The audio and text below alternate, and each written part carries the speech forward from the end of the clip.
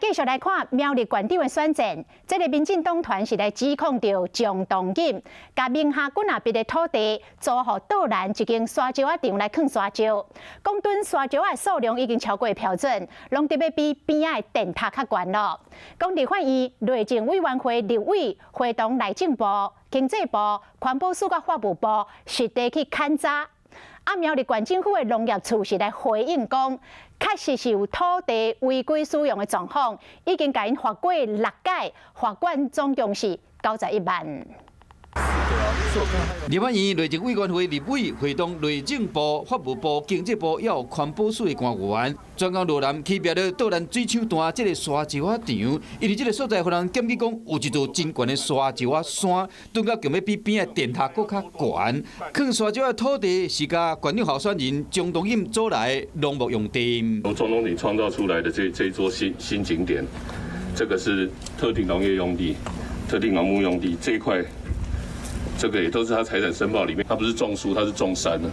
民进党立委反对讲，沙石仔山这哇，敢会影响到送电的安全？这个地方因为高度看起来已经非常高了哈，我们当时量大概有19公尺，那以这个19公尺、16公尺这个距离，如果有大雨的话，可能就有冲刷下来的这个危险。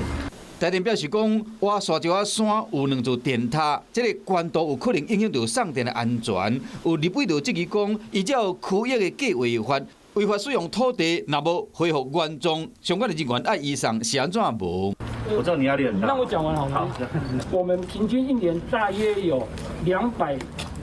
多件的那个采访案件，那去年到今年加起来就大概有500件。这件案子我们现在受到社会大众普罗关注，那我们会移请我们的取缔小组来裁决到底一步一解。县政府强调讲，岛南这个沙石仔场违规使用土地，囤这个沙石仔为101年开始，总共罚691万，最后一摆开单是11月初3。已经强调，他离开砂石业已经数十年了。全国那么多砂石场，你不去废刊，你偏偏选择钟议长好朋友开的砂石场，这个显然就是选举作秀。